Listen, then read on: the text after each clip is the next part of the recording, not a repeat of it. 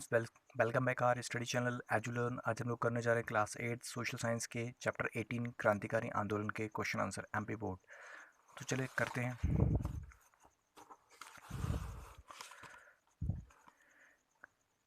पहला क्वेश्चन है, चापेकर बंधुओं को किस घटना के कारण फांसी की सजा दी गई थी? तो यहाँ पर जो ब्लैक कमेटी के प्रमुख अंग्रेज अधिकारी थे रैंड, उनकी हत्या कर दी गई थी। ऐसा उन पर मुकदमा चलाया गया और उन्हें फांसी की सजा दे दी गई। अब क्वेश्चन 2, महाराष्ट्र और पंजाब में जो रेवोल्यूशनरीज थे वो उन प्रमुख क्रांतिकारियों के नाम हमें लिखने हैं, केवल नाम लिखने हैं। तो महाराष्ट्र के जो प्रमुख क्रांतिकारी थे वासुदेव बलवंत फड़के, विनायक रनाडे, चापेकर बंधु। चापेकर बंधु में दामोदर और बालकृष्ण आते हैं। विनायक दामोदर सावरकर और श्यामजी वर्मा, ये महाराष्ट्र के एक्टिव यहाँ पर रेवोल्यूशनरीज थे। अब यहाँ पर पंजाब के लिखना है। पंजाब के जो प्रमुख क्रांतिकारी हैं, लाला लाजपत राय जिन्हें पंजाब का शेर कहा जाता है, लाला हरदयाल और अजित सिंह। ये इस तरीके से दो आपको पॉइंट बनाकर लिख देने हैं, ठीक है। प्रश्न 3, श्यामजी वर्मा द्वारा यहाँ पर श्यामजी वर्मा द्वारा विदेशों में क्रांतिकारी गतिविधियों का आंदोलन किस प्रकार से संचालित किया गया? ठीक है। तो श्यामजी वर्मा के द्वारा लंदन में क्या किया गया, एक हाउस की स्थापना करी गई थी 1905 में, इंडिया हाउस की स्थापना, ठीक है। इनके माध्यम से वो क्रांतिकारी आंदोलन चला रहे थे, प्रमोट किया जा रहा था। और साथ में यहाँ पर समाजवादी पत्रिका और छात्रवृत्ति की भी यहाँ पर शुरुआत की, ताकि यहाँ पर क्रांतिकारी गतिविधियों को और भी और ज़्यादा प्रमोट किया जा सके, ठीक है। तो इस तरीके से इतना काफ़ी होगा, लिख दीजिएगा। प्रश्न 4, स्वतंत्रता आंदोलन में श्रीमती भीकाजी कामा का क्या योगदान है, क्या यहाँ पर रोल रहा है? तो 22 अगस्त 1907 को जर्मनी में एक जगह है स्टुटगार्ट में उन्होंने जहाँ पर अंतर्राष्ट्रीय समाजवादी सम्मेलन का आयोजन किया जा रहा था, वहाँ पर एक महिला थी जिन्होंने भारतीय स्वतंत्रता के सपने को साकार करने के लिए भारतीय ध्वज को फहराया, और वो ऐसा करने वाली पहली महिला बनी, जहां उन्होंने अंग्रेजों से भारत को मुक्त करने की अपील करी थी। तो इस तरीके से हमें उनका योगदान पढ़ने को मिलता है। तो ये आप लिख सकते हैं। गदर पार्टी के जो प्रमुख कार्यकर्ता कौन थे, इनके उद्देश्य क्या थे, क्यों यहाँ पर इसकी इस्टेब्लिशमेंट की गई थी? तो गदर पार्टी के जो संस्थापक कहे जाते हैं वो सोहन सिंह भाकना को कहा जाता है, जिन्होंने अमेरिका में एक जगह है सैन फ्रांसिस्को, तो वहाँ पर 25 जून 1913 में ये गदर पार्टी की इस्टेब्लिशमेंट की। यहाँ पर इनके जो प्रमुख कार्यकर्ता हैं, लाला हरदयाल, करतार सिंह। तो आपको यहाँ पर इतना कुछ ना लिखकर यहाँ पर सिर्फ क्या बता देने हैं, प्रमुख कार्यकर्ता पूछा है तो कार्यकर्ता बता देने हैं, ये तीन ठो, सोहन सिंह भाकना, लाला हरदयाल और करतार सिंह, इनके बारे में बता देना है, ठीक है। यहाँ पर स्थानीय इनका उद्देश्य क्या था कि भारत को अंग्रेजी दास्ता से मुक्ति दिलाना और साथ में जो लोकल रेवोल्यूशनरीज हैं उनको सहायता पहुंचाना अंग्रेजों के विरुद्ध विद्रोह करने में। तो ये इनका उद्देश्य था मेन। अब आते हैं प्रश्न 6, क्रांतिकारी आंदोलन में जो चंद्रशेखर आज़ाद हैं उनके योगदान के बारे में बताइए, ठीक है। तो यहाँ पर आपको योगदान लिखना होगा उनका, कि किस तरीके से उन्होंने यहाँ पर अपना पार्टिसिपेशन दिया।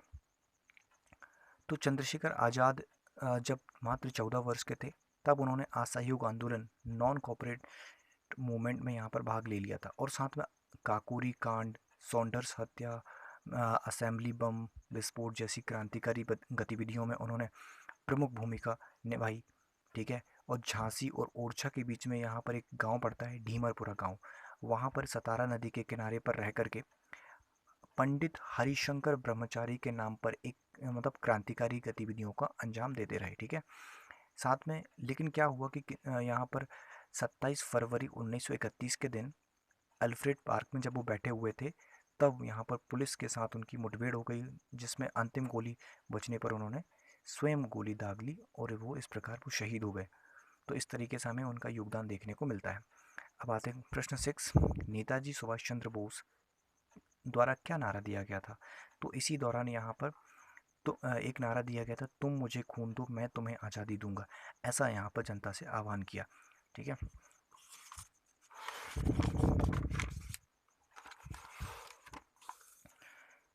प्रश्न 8, क्रांतिकारी आंदोलन के जो दूसरा चरण चला, ठीक है, उस दूसरे चरण का क्या उद्देश्य था? तो इनके जो उद्देश्य देखने को हमें मिलते हैं, कि जो उनके जो कार्यक्रम थे, उद्देश्य थे, सरकारी खजाने को जब्त करना। ठीक है, जहाँ जहाँ पर भी सरकारी खजाना है उसको जब्त कर लेना। साथ ही जहाँ जहाँ पर जो ब्रिटिश बैंक हैं, ब्रिटिश सरकारों के जो बैंक हैं उनको लूट लेना। और साथ में जो देश के अन्य हिस्सों में जो भी रेवोल्यूशनरीज हैं, क्रांतिकारी हैं, उनके बीच में समन्वय, कोऑपरेशन, यहाँ पर समन्वय बिठाना। ठीक है, साथ ही यहाँ पर प्रमुख नारा यहाँ पर दिया गया था, हम दया की भीख नहीं मांगते। राइट। क्रांतिकारी गतिविधियों को यहाँ पर मतलब देखा जाए तो दो क्षेत्रों में ये विकसित हो रही थी। पंजाब, यूपी, बिहार, ये पहला क्षेत्र, और दूसरा बंगाल। यहाँ पर ये ज़्यादातर यहाँ पर क्रांतिकारियाँ विकसित हो रही थी। और साथ में क्रांति के द्वारा भारतीय स्वतंत्रता को हासिल करना, इनका प्रमुख यहाँ पर उद्देश्य रखा गया कि हम क्रांति के माध्यम से क्या करेंगे, अपनी स्वतंत्रता हासिल करेंगे। राइट। क्रांतिकारी आंदोलन के उदय के पीछे उत्तरदायी परिस्थितियाँ क्या थीं, क्यों ये मतलब यहाँ पर क्रांतिकारी आंदोलन यहाँ पर खड़ा हो गया। तो यहाँ पर एक कारण यहाँ पर हम नहीं पढ़ सकते, क्योंकि एक कारण यहाँ पर इसका कारण नहीं हो सकता। कई सारे यहाँ पर कारण थे जिसको हम कुछ यहाँ पर देखेंगे। पहला था आर्थिक विषमता। तो 19वीं शताब्दी के दौरान क्या हुआ था कि एक भीषण अकाल आया था, फेमाइन आया था, और कई सारी बीमारियां फैली हुई थी, जिस वजह से यहाँ पर जो ब्रिटिश सरकार का उदासीन पूर्ण जो रवैया था, इस कारण यहाँ पर उनके बीच में असंतोष की भावना बैठ गई भारतीयों के मन में। लॉर्ड कर्जन की जो प्रतिक्रियावादी थी नीतियाँ थीं, जैसे सीनेट व्यवस्था स्थापित करना, ऐसी कुछ व्यवस्थाएं ला दी जिससे लोगों के मन में कर्जन के प्रति और ब्रिटिश सरकार के प्रति असंतोष की भावना भर गई। साथ में एक पॉइंट ये भी था कि बंगाल विभाजन, ये सबसे बड़ा यहाँ पर जो एक निर्णय लिया गया था लॉर्ड कर्जन के द्वारा 1905 में, जो कि यहाँ पर मेनली यहाँ पर हिंदू मुस्लिम एकता को ब्रेक करना था। इस वजह से ये निर्णय लिया गया था। ठीक है, इससे भी यहाँ पर असंतोष की भावना पैदा हुई। अंतर्राष्ट्रीय घटनाएं कुछ चल रही थी जिससे हमारे भारतीय जो रेवोल्यूशनरीज हैं उन पर एक गहरा प्रभाव पड़ा, जैसे कि जर्मनी, इटली, अमेरिका के जो स्वतंत्रता आंदोलन थे, वहाँ पर जो चल रहे थे स्वतंत्रता आंदोलन, इसका यहाँ पर भारतीयों पर भी इसका पॉजिटिव इम्पैक्ट पड़ा, जिससे ये हमारे यहाँ का जो क्रांतिकारी आंदोलन है, ये कुछ उदय के यहाँ पर परिस्थितियाँ निर्मित होने लगी।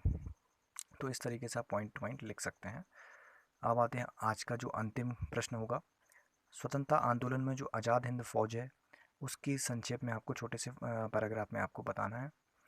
तो आज़ाद हिंद फौज का जो गठन है, मोहन सिंह भाकना, रास बिहारी बोस द्वारा किया गया था। ठीक है, और इन नेताओं द्वारा 23 अक्टूबर 1943 को सिंगापुर में एक अस्थायी भारतीय सरकार की स्थापना की गई, और यहाँ पर उन्होंने भारतीय आज़ादी के लिए खून की अंतिम बूंद, अंतिम जो लास्ट ड्रॉप गिरने तक संघर्ष का संकल्प लिया कि हम लोग यहाँ पर कब तक लड़ते रहेंगे, जब तक कि हमारी खून की अंतिम बूंद नहीं गिर जाती।